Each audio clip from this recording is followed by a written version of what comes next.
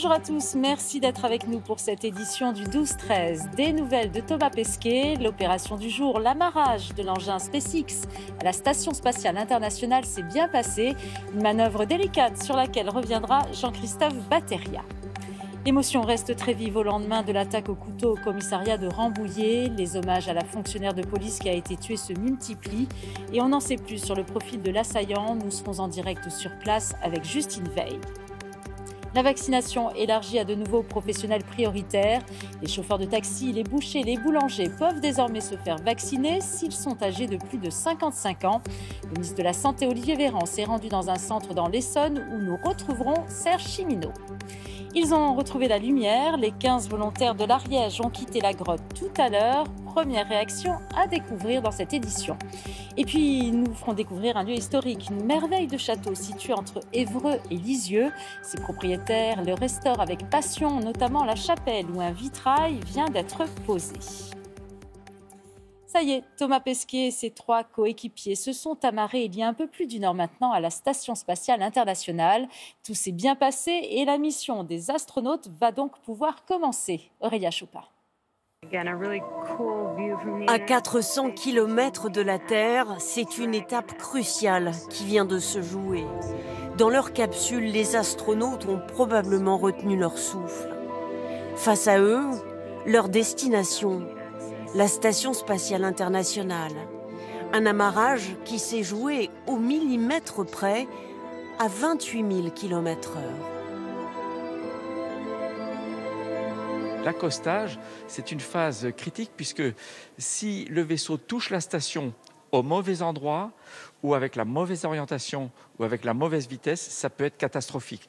C'est pour ça que cette opération est très fine, demande beaucoup de précision. C'était l'étape la plus délicate après le décollage. Soulager les 4 astronautes, dont Thomas Pesquet, se préparent alors à rejoindre les équipages à bord de la station après toute une série de procédures. On va vérifier l'étanchéité. Ça va durer au moins une bonne heure, sinon plus, pour bien vérifier que tous les systèmes soient étanches. Et ensuite, on va ouvrir de chaque côté, donc dans la capsule et dans la station, on va ouvrir les sas. Et là, l'équipage pourra rentrer dans la station spatiale. Une fois à l'intérieur, les 4 astronautes seront accueillis par les équipes qu'ils viennent relever et prendront leur marque dans cette station spatiale que Thomas Pesquet connaît bien et où il va passer les 6 prochains mois de sa vie. Notre spécialiste scientifique, Jean-Christophe Bateria, qui suit cette mission, est avec nous. Bonjour Jean-Christophe. Bonjour. Cette manœuvre de l'amarrage, elle est très délicate. Ah oui, vous l'avez entendu, ça se passe au millimètre. Le sas par lequel Thomas Pesquet et ses compagnons vont passer fait 80 cm de diamètre. Ce sont les 2 pièces d'une même serrure qui doit s'emboîter et la vitesse d'approche doit être quasiment nulle. Alors que la capsule a filé à 28 000 km/h à la poursuite de l'ISS, 28 km par seconde. Et il faut qu'elle arrive à 28 cm par seconde avant de toucher l'ISS. Il faut savoir qu'en orbite, accélérer, ça veut dire monter, freiner, ça veut dire descendre. Alors il y a des ordinateurs très puissants qui calculent en permanence pour se retrouver dans le même plan que l'ISS, exactement à la même vitesse. Alors 28 000 km, vous l'avez dit, c'est la vitesse de la capsule. Pourquoi a-t-elle besoin de 23 heures pour rejoindre la station qui est à 400 km ? Oui, c'est surprenant parce que hier, on a vu qu'après 10 minutes, elle était déjà à 200 km d'altitude, Exactement. Tout de suite après à 400 km d'altitude, mais elle doit poursuivre la Station spatiale internationale qui va d'est en ouest. Alors, on fait le tour de la Terre plusieurs fois pour essayer de la rejoindre. Le record, il est détenu par les Russes. Il y a une capsule Soyouz qui, en partant de Baïkonour, a mis simplement 3 heures à rejoindre l'ISS, 2 fois le tour de la Terre et toc, elle avait capturé l'ISS. Oui. En général, c'est entre 6 et 12 heures, mais c'est plus compliqué en partant de Floride parce qu'on est décalé par rapport à l'équateur. La Floride, c'est moins loin que Baïkonour par rapport à l'équateur. Alors c'est plus simple, vous le disiez, en partant de Baïkonour. Ben oui, parce que les premiers éléments de l'ISS, il y a 20 ans, ont été envoyés en calculant la trajectoire depuis Baïkonour. Merci beaucoup pour vos explications très claires, Jean-Christophe. L'émotion a Rambouillet au lendemain de l'attaque au couteau qui a coûté la vie à une fonctionnaire de police.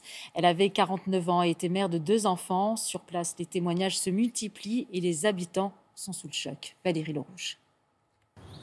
La commune de Saint-Léger en Yvelines s'est réveillée sidérée ce matin.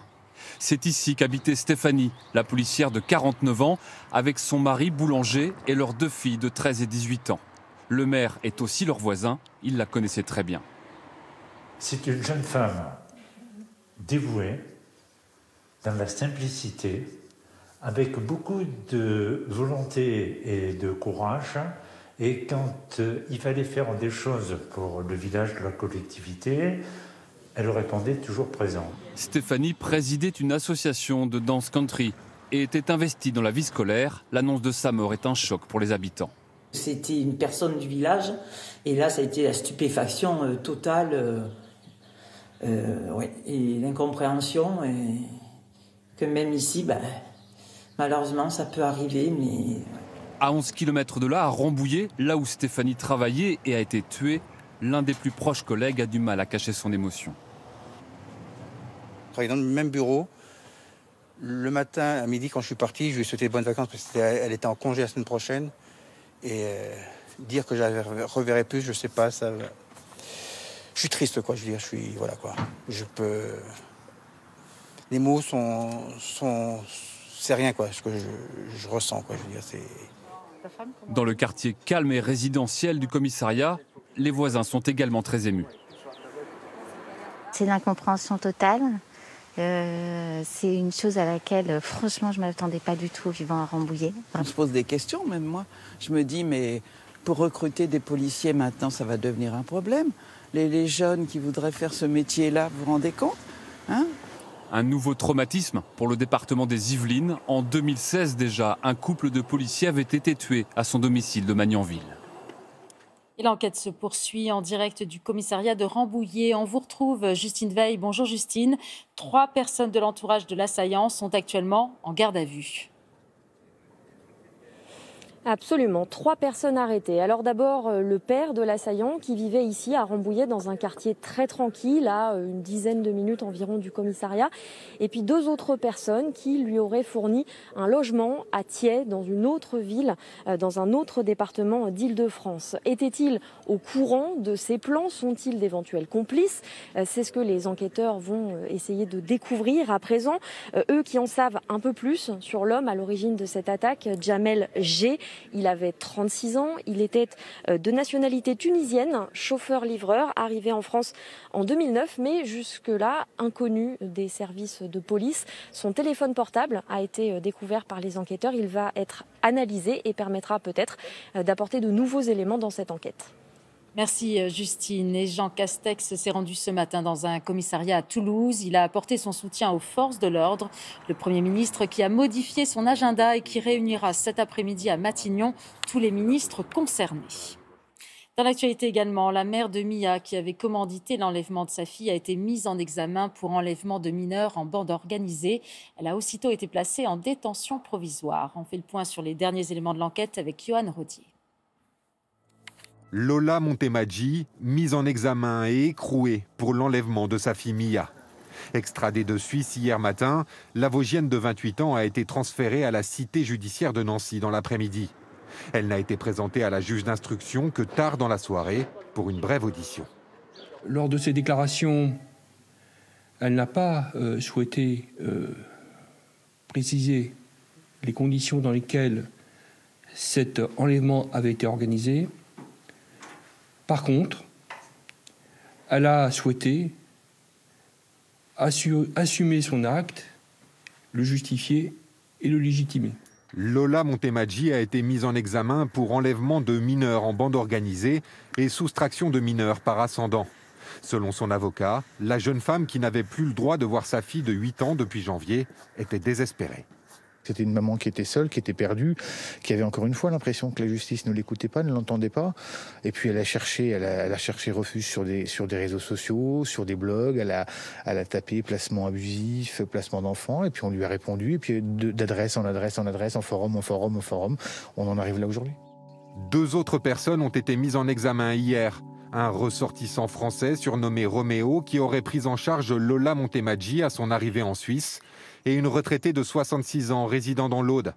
Cette femme est directement liée au mouvement complotiste de Rémi Daye-Widmann, mais elle n'aurait pas participé à l'enlèvement.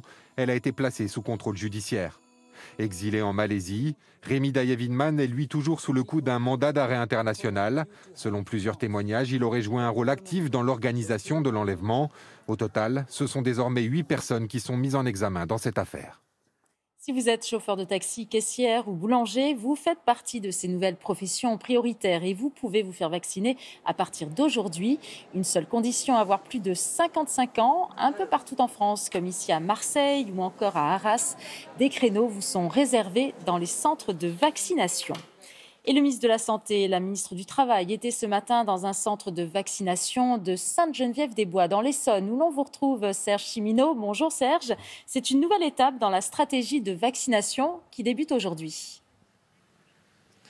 Oui Sophie, exactement. C'est la stratégie vaccinale qui ouvre aujourd'hui un nouveau chapitre. Vous l'avez dit, ici où nous nous trouvons à Sainte-Geneviève-des-Bois dans l'Essonne ou partout en France, avec un ministre de la Santé et une ministre du Travail, Olivier Véran et Elisabeth Borne, qui sont venus jauger et voir si les personnels prioritaires concernés étaient bien au rendez-vous. Alors on le rappelle, cela concerne 400 000 personnes partout sur le territoire. Alors parmi les professions qui ont plus de 55 ans, il y a les salariés des commerces d'alimentation, des bouchers, des boulangers, mais aussi des caissiers ou des caissières de supermarchés.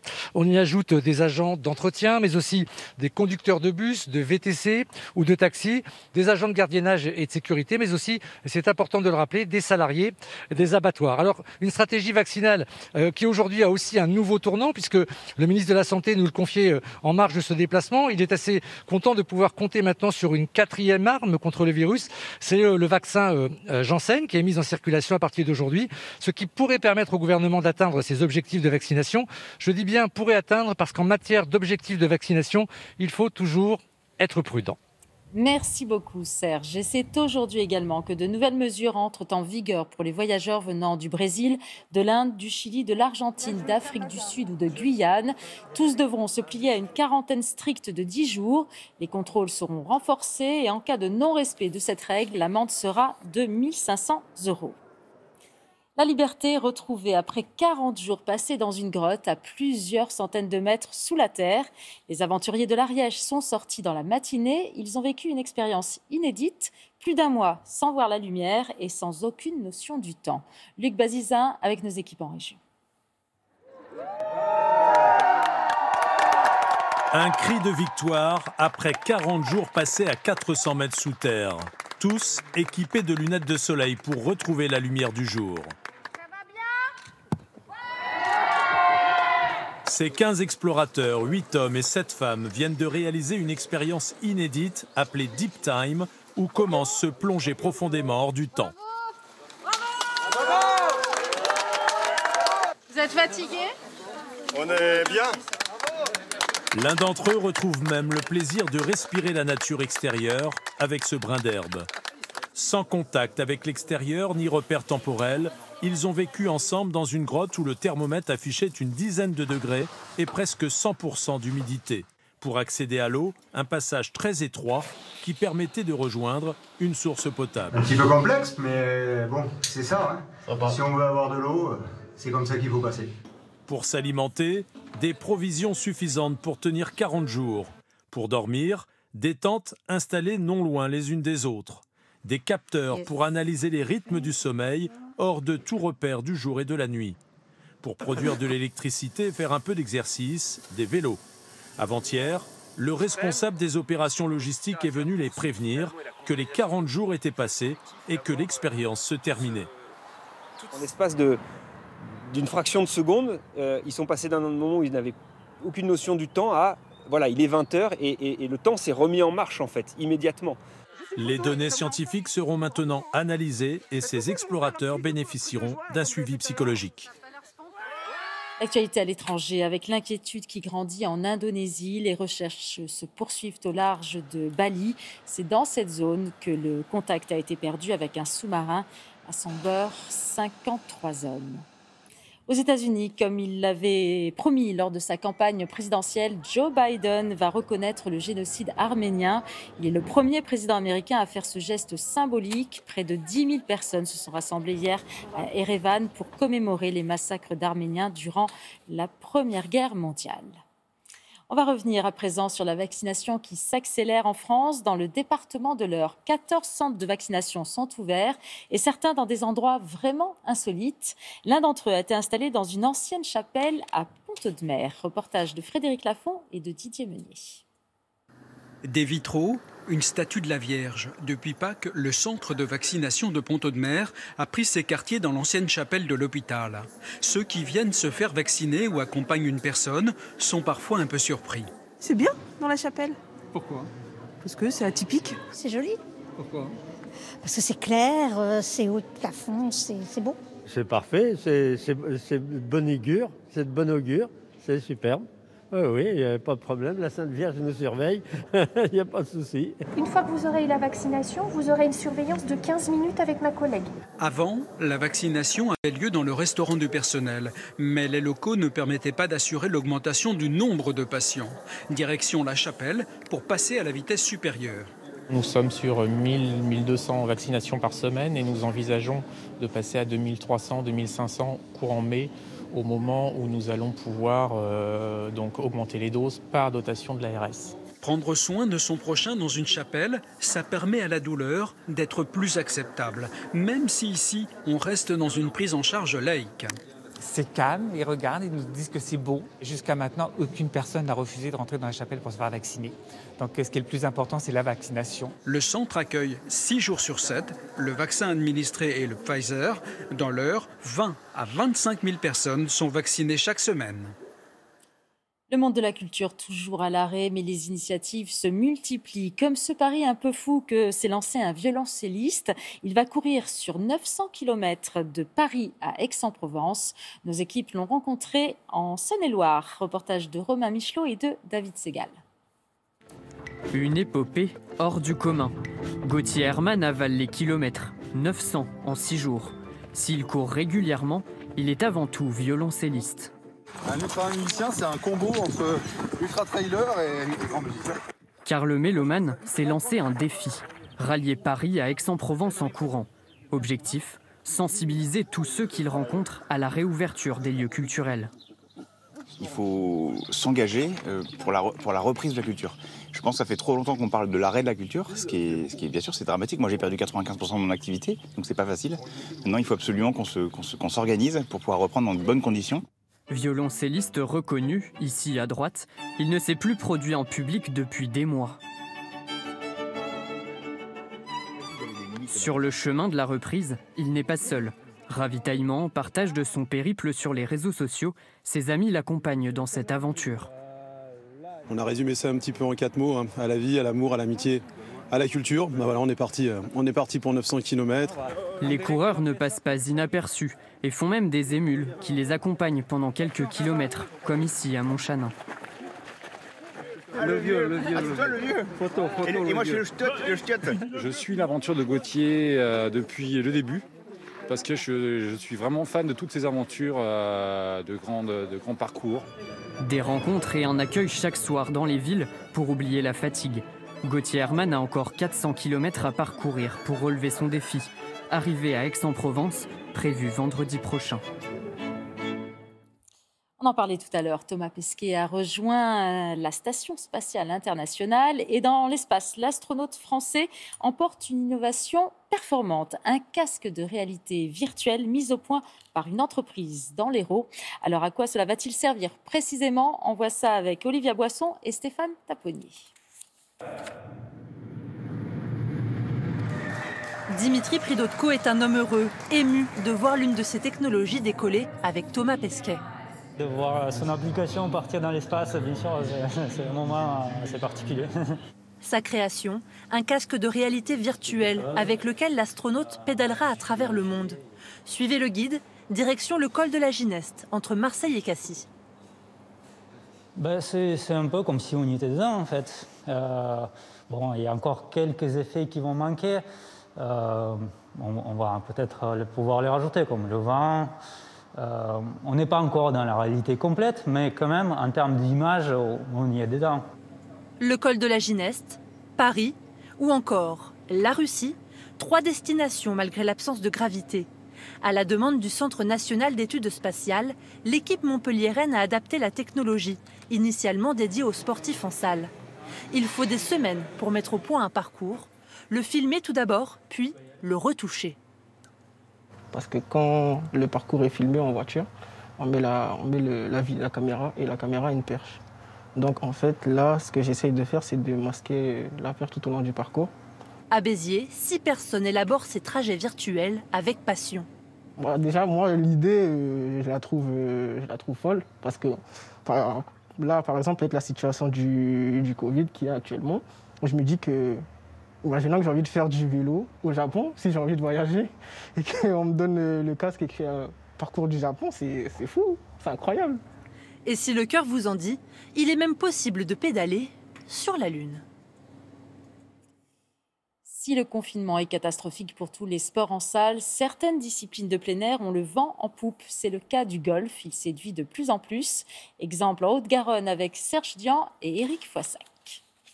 Un parking rempli dès le matin, c'est le signe extérieur de l'engouement actuel pour le golf. Il y a beaucoup plus de monde parce que je pense qu'il y a beaucoup de gens qui n'ont pas accès à certains sports qui se rabattent sur le golf, qui est un sport de plein air. Nous sommes à l'air libre, on a le sentiment donc, de se promener et puis nous sommes respectueux donc, des règles, donc tout va bien. Ce parcours proche de Toulouse affiche complet tous les jours. Privés de leur activité favorite durant les 2 premiers confinements, les passionnés s'en donnent à cœur joie. C'est l'occasion unique de sortir, d'avoir une vie sociale. Je crois que c'est le sport le mieux adapté justement en ce moment pour pouvoir garder des relations, voir des copains, jouer. Il manque que le restaurant, mais après tout le reste c'est top. La zone des 10 km est étendue à 30 km pour tout golfeur avec réservation. Le golf permet facilement la distanciation physique. Aujourd'hui, on a la chance de pouvoir enlever le masque sur les golfs. C'est un vrai engouement que l'on retrouve sur les parcours. Donc il y a plus de monde qui joue chez les abonnés puisqu'ils partent moins loin. Et pour les nouveaux, les débutants, ils viennent plus facilement s'amuser en famille ou entre amis sur les parcours. Une fréquentation en hausse de 30% sur les parcours, mais aussi du côté de l'enseignement. Des nouveaux adeptes arrivent sur les greens. Faire du sport en collectif, en salle, effectivement ça manque un peu. Donc du coup on compense en extérieur avec le golf. Des initiations gratuites sont proposées un peu partout pour les néophytes, prêts à dompter la petite balle blanche. C'est un château magnifique qui date du XIIIe siècle. Il se situe dans l'Eure, entre Évreux et Lisieux. Ses propriétaires actuels s'attachent à le restaurer avec passion, notamment la chapelle qui vient tout juste de retrouver sa splendeur grâce au savoir-faire des artisans. Reportage de Frédéric Lafont et de Jérôme Beg. C'est un petit bijou patrimonial entre Évreux et Lisieux, un château digne d'un conte de fées. Après 1 mois de restauration, le vitrail de la chapelle est remis en place. Maïté de la Fresnaye apprécie particulièrement le travail des artisans. Pour moi, c'est quand même un grand jour parce qu'on est en train de remettre à neuf une partie essentielle de cette façade. Et on a vu justement le travail délicat de ces artisans, peut-être pas comme à l'époque, mais à mon avis pas loin. Ce vitrail du 19e siècle est celui de la chapelle. Cette dernière était au cœur de cette maison forte, construite en 1290. Cette belle demeure se détériore inexorablement au fil des ans, malgré les efforts des propriétaires. C'était le cas de ce vitrail. Il fallait à la fois réparer une partie, puisqu'il y avait un trou, sans doute provoqué par un oiseau. L'armature, les plombs, tout ça était en mauvais état. Je lâche. La dépose, la peinture, les plombs, le verre, il a fallu 1 mois de travail pour restaurer ce vitrail. C'est toujours un soulagement parce que le vitrail et donc le verre est assez quelque chose de tendu et qui peut casser. Donc dès que on le manip, on est nous aussi tendu, mais une fois qu'il est posé en place, c'est la libération et les jeux de couleurs sont magnifiques. La pose du cœur a été l'opération la plus périlleuse. Elle a été effectuée avec beaucoup de dextérité par Cyril et Sylvain. Leur travail d'orfèvre a permis à cette chapelle de retrouver son lustre d'antan. Et on retrouve à présent Julia Martin pour la météo. Bonjour Julia. Bonjour Alors, Sophie. grand soleil partout ou presque, avec des températures qui grimpent aujourd'hui. Vous avez quasiment tout résumé. C'est vrai qu'il va falloir profiter de ce week-end très printanier. Regardez ce ciel dégagé quasiment sur toutes les régions. Un ciel plus laiteux, c'est vrai, depuis la Bretagne, la Normandie jusqu'aux régions centrales. On a de l'évolution diurne également sur les reliefs de l'Est, mais enfin, ça n'altère pas l'impression de beau temps. Ce flux de sud-est qui fait grimper les températures, justement, on va le voir dans un instant sur le sud-ouest. Regardez, 27 degrés à Bordeaux, 27 degrés à Biarritz. En revanche, l'été, presque. Oui, c'est digne d'une fin juin, ces températures, c'est vrai. Au nord, en revanche, on est aussi au-dessus des normales de saison. Par exemple, 20 degrés à Paris, mais on a cette bise, ce flux de nord-est qui fait que la sensation n'est pas des plus agréables. Alors, regardons à présent pour demain. C'est vrai qu'on se réveille encore avec un dimanche très ensoleillé partout, mais une perturbation va arriver lundi par la péninsule ibérique. Et du coup, ça sent nuage. On a ce ciel gris, laiteux, depuis l'arc atlantique jusqu'à la Méditerranée. Dans la journée, ça concernera également les Alpes, l'extrême sud-est. Au nord, toujours très agréable. Des températures le matin qui seront stationnaires et l'après-midi en légère baisse, mais au-dessus des normales. Merci beaucoup Julien. On vous retrouve demain. C'est la fin de cette édition. Merci à vous de l'avoir suivi. Je vous souhaite une très belle journée. On se retrouve ce soir pour le 19-20. Retrouvez l'info minute par minute sur l'application et le site France Info.